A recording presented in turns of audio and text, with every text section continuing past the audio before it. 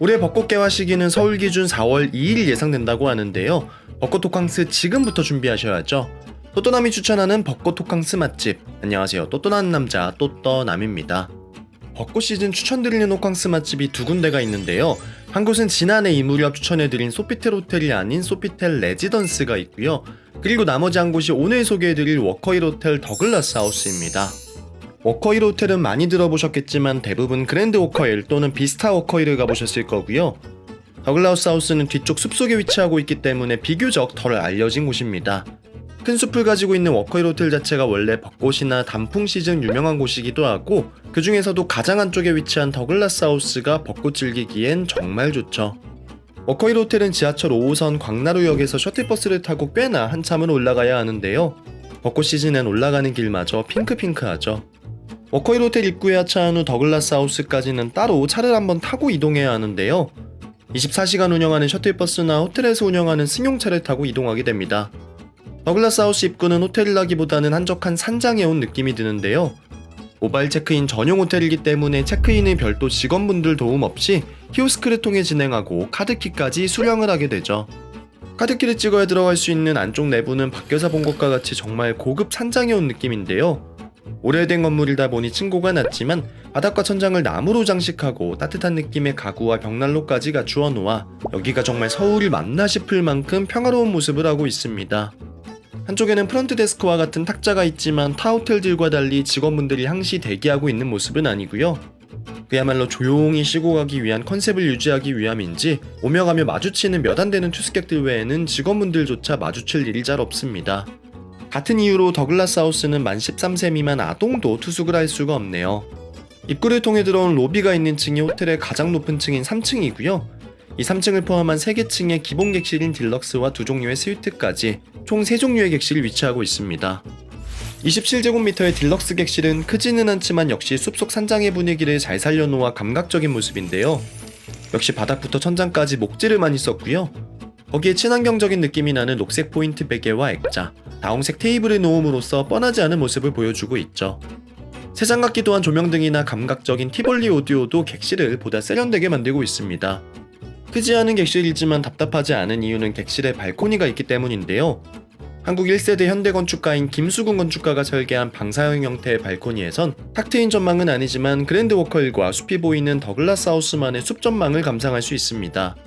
객실이 좁다는 사실은 욕실에서 가장 크게 느낄 수 있는데요. 그야말로 기능적으로 있을 것만 있는 컴팩트한 욕실이죠. 딜럭스 객실이 좀 답답하다는 분들께는 제가 묵었던 더글라스 스위트를 추천드리는데요. 72제곱미터의 크기로 딱 봐도 대궐같이 넓은 모습이 있죠. 호수에 따라 다르기도 하지만 더글라스 스위트의 경우 멋진 한강뷰를 감상할 수도 있는데 숲과 벚꽃과 한강, 그리고 실수 없이 차가 다니는 강변북로의 모습이 도시 같으면서도 한가로움이 동시에 느껴지는 풍경입니다.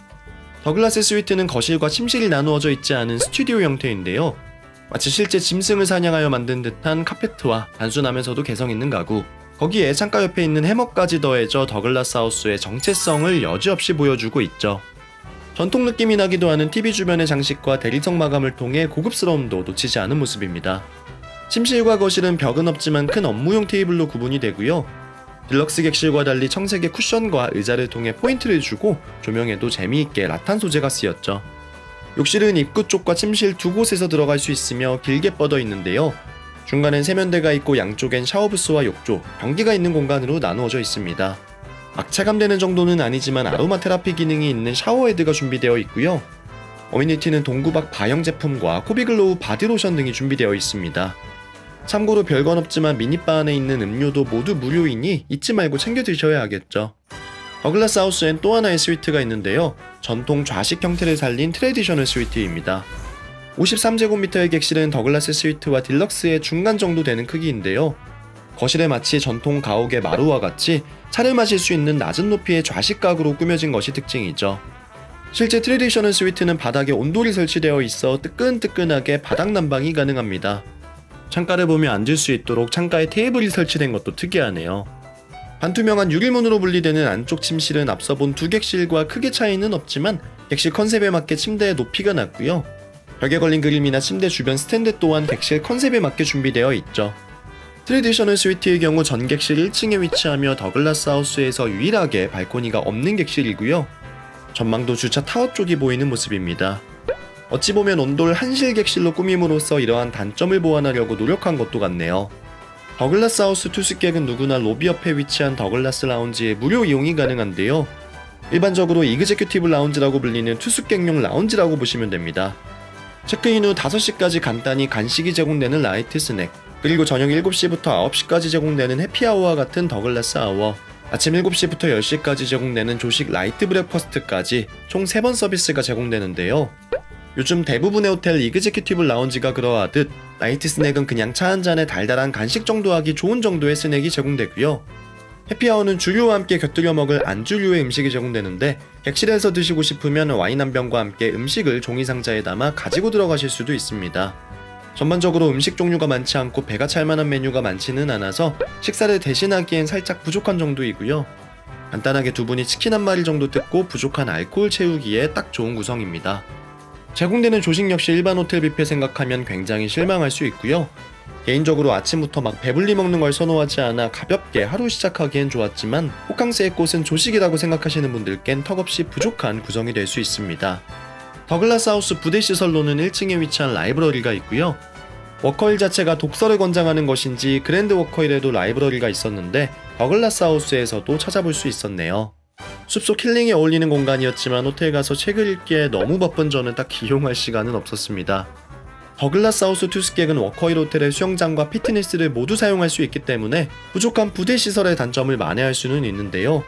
생각보다 더글라스 하우스에 투숙하면서 워커힐까지 다녀오기가 상당히 귀찮기 때문에 이용은 가능하지만 이용하는 경우는 딱히 없다고 보셔도 될 것 같습니다. 앞서도 말씀드렸지만 워커힐 호텔 자체가 벚꽃이 만개하면 여의도 잠실 부럽지 않은 벚꽃 스팟이기 때문에 그 벚꽃 명소의 한가운데에서 투숙을 한다는 점, 그리고 다른 두 워커힐 호텔에 비해 프라이빗하고 자연 친화적이라는 점에서 벚꽃 시즌에 가기 정말 좋은 호텔이라는 생각이 들고요. 주말에 서울 외곽만 다녀와도 차 안에서 반나절 넘게 보내는 경우가 많은데 대중교통만으로도 갈 수 있고 차로도 금방 다녀올 수 있는 서울 안에서 프라이빗하게 휴식을 취하며 재충전이 가능하다는 점에서 큰 장점이 있는 것 같습니다. 다만 우리가 생각하는 일반 호캉스와 같이 삐까번쩍하고 으리으리한 느낌의 호텔은 아니고요. 수영장 인증샷이나 조식 뷔페와 같은 호캉스의 꽃을 즐길 수 없다는 점은 감안하고 가셔야 할 것 같네요. 더 많은 여행 정보가 궁금하시다면 구독, 좋아요 부탁드리고요. 저는 또또나는 남자 또떠남이었습니다. 감사합니다.